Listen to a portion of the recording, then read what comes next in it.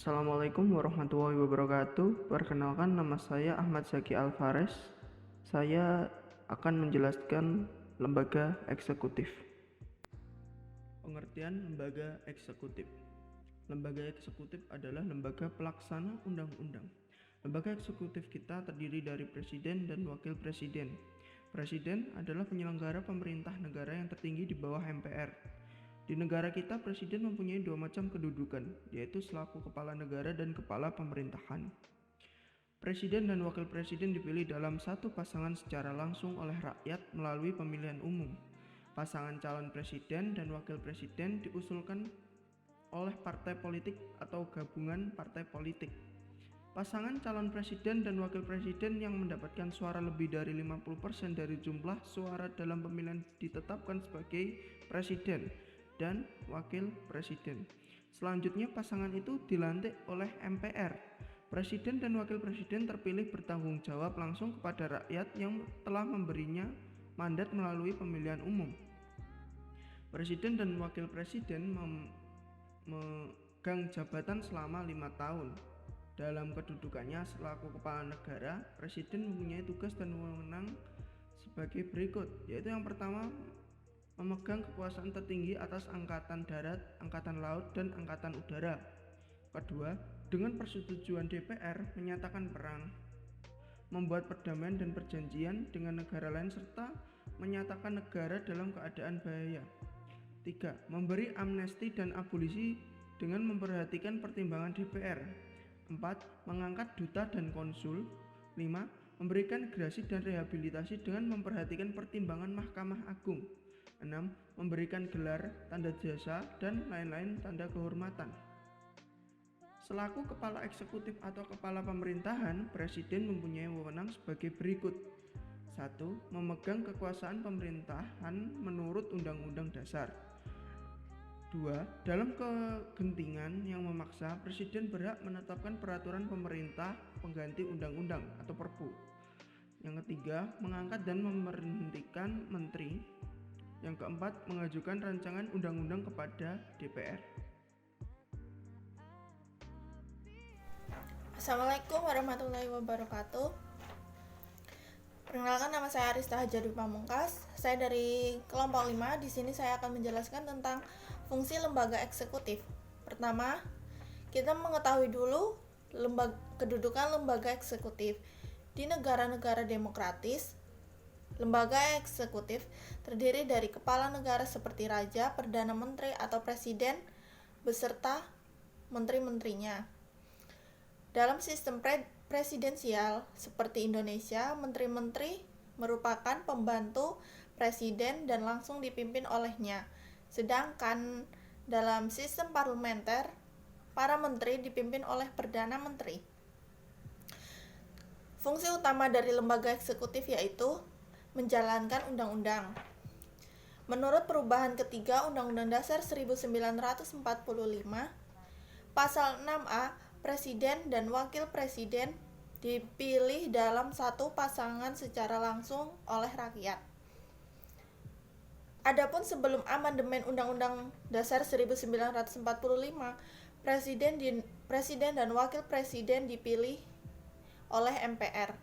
Sebagai kepala negara, presiden adalah simbol resmi negara. Kekuasaan lembaga eksekutif sendiri adalah cabang kekuasaan yang memegang kewenangan administrasi pemerintahan negara yang tertinggi. Dalam hubungan ini, di dunia dikenal adanya 3 sistem pemerintahan, yaitu sistem pemerintahan presidensial, yang kedua sistem pemerintahan parlementer atau sistem kabinet, dan yang ketiga sistem campuran. Sekian dari saya yang bisa saya sampaikan, ya itu termasuk itu yang saya jelaskan tadi adalah tugas utama lembaga eksekutif, yaitu menjalankan undang-undang. Perkenalkan, nama saya Putri Wulandari dari kelompok 5. Di sini saya akan menerangkan tentang peran dan wewenang lembaga eksekutif. Lembaga eksekutif di Indonesia meliputi presiden dan wakil presiden beserta menteri-menteri yang membantu tentunya. Presiden adalah lembaga negara yang memegang kekuasaan eksekutif, yaitu mempunyai kekuasaan untuk menjalankan pemerintahan. Di Indonesia, presiden mempunyai kedudukan sebagai kepala pemerintah dan sekaligus sebagai kepala negara. Presiden dan wakil presiden memegang jabatan selama 5 tahun dan sesudahnya dapat dipilih kembali hanya untuk 1 kali masa jabatan. Presiden dan wakil presiden sebelum menjalankan tugasnya bersumpah dan mengucapkan janji dan dilantik oleh Ketua MPR dalam sidang MPR. Setelah dilantik, presiden dan wakil presiden menjalankan pemerintahan sesuai dengan program yang telah ditetapkan sendiri. Dalam menjalankan pemerintahan, presiden dan wakil presiden tidak boleh bertentangan dengan Undang-Undang 1945. Presiden dan wakil presiden menjalankan pemerintahan sesuai dengan tujuan negara yang tercantum dalam Undang-Undang 1945. Dalam sistem pemerintahan presidensial, kekuasaan eksekutif dipegang oleh presiden dan dibantu oleh menteri-menteri atau biasa disebut dengan istilah kabinet. Secara sederhana, tugas dan badan eksekutif meliputi pelaksanaan undang-undang yang telah ditetapkan oleh lembaga legislatif. Dalam perkembangan negara modern, wewenang badan eksekutif jauh lebih luas daripada hanya melaksanakan undang-undang dasar. Bahkan dalam negara modern, badan eksekutif sudah mengganti badan legislatif sebagai pembuat kebijakan yang utama. Yang pertama, masa jabatan presiden dan wakil presiden ditentukan lebih pasti, misal 4 tahun atau 5 tahun, sehingga presiden dan wakil presiden tidak dapat diberhentikan di tengah masa jabatannya karena alasan politik. Yang kedua, presiden tidak bertanggung jawab kepada parlemen karena presiden tidak dipilih oleh parlemen. Yang ketiga, presiden dipilih secara langsung ataupun melalui perantara tertentu yang tidak bersifat perwakilan permanen sebagaimana hakikat lembaga permanen. Presiden sebagai lembaga pemerintahan sekaligus sebagai kepala negara. Yang kelima, presiden tidak dapat membubarkan parlemen, demikian juga sebaliknya. Yang keenam, tanggung jawab pemerintah berada di pundak presiden. Terima kasih.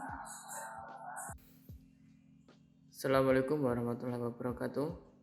Kekuasaan sebagai kepala negara sekaligus menjadi kepala pemerintah. Kekuasaan presiden sebagai kepala pemerintahan atau eksekutif terbagi sebagai berikut. 1. Kekuasaan eksekutif. Pasal 4 ayat 1 dalam UUD 1945, pasal 4 ayat 1 dengan jelas menyatakan bahwa Presiden Republik Indonesia sebagai kepala pemerintah, sehingga jelas bahwa presiden memiliki kedudukan sah sebagai lembaga eksekutif. Yang kedua, kekuasaan administratif. Pasal 15.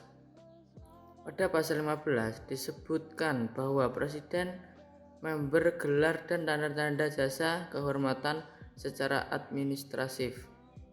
3. Kekuasaan legislatif. Pasal 5, pasal 20, pasal 2 dan 4 serta pasal 22 ayat 1. Presiden menjadi pelaksana undang-undang sekaligus juga merancang undang-undang dengan persetujuan DPR. Untuk beberapa ketentuan, presiden juga memiliki wewenang untuk mengeluarkan peraturan seperti penetapan peraturan pemerintah dan penetapan peraturan undang-undang.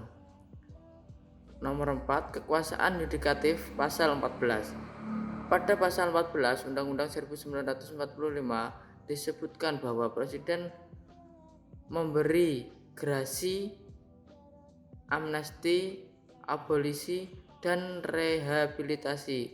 Pada ayat 1, presiden memberi gerasi dan rehabilitasi dengan memperhatikan pertumbuhan Mahkamah Agung, dan pada ayat 2, presiden memberi amnesti dan abolisi dengan memperhatikan pertimbangan Dewan Perwakilan Rakyat. Dalam memberi gerasi dan rehabilitasi, presiden secara tidak langsung memiliki fungsi kehakiman. Yang kelima, kekuasaan militer, pasal 10, 11, dan 12. Dalam Undang-Undang 1945, pasal 10 jelas menyatakan bahwa Presiden memegang kekuasaan tertinggi atas angkatan darat, laut, dan udara. Dan nomor 6, kekuasaan diplomatik, pasal 11 dan 13. Seperti telah disebutkan di atas, dalam pasal 11 ayat 1, selain menyatakan perang, Presiden memiliki wewenang untuk melakukan perdamaian dan perjanjian dengan negara lain. Dan pada pasal 11 ayat 2 disebutkan, Presiden dalam membuat perjanjian internasional lainnya yang menimbulkan akibat yang luas dan mendasar bagi kehidupan rakyat yang terkait dengan beban keuangan negara.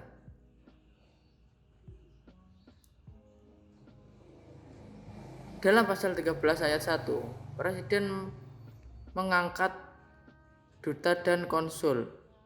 Pada ayat 2 dinyatakan bahwa dalam mengangkat data, Presiden memperhatikan pertimbangan Dewan Perwakilan Rakyat. Selanjutnya pada ayat 3 disebutkan bahwa Presiden menerima penempatan duta negara lain dengan memperhatikan pertimbangan Dewan Perwakilan Rakyat. Presiden memberikan pemberitahuan sebelumnya kepada DPR dalam penerimaan duta besar negara lain sehingga DPR dapat memberikan pertimbangan. Sekian dari kelompok kami, kelompok 5. Kurang lebihnya mohon maaf. Wassalamualaikum warahmatullahi wabarakatuh.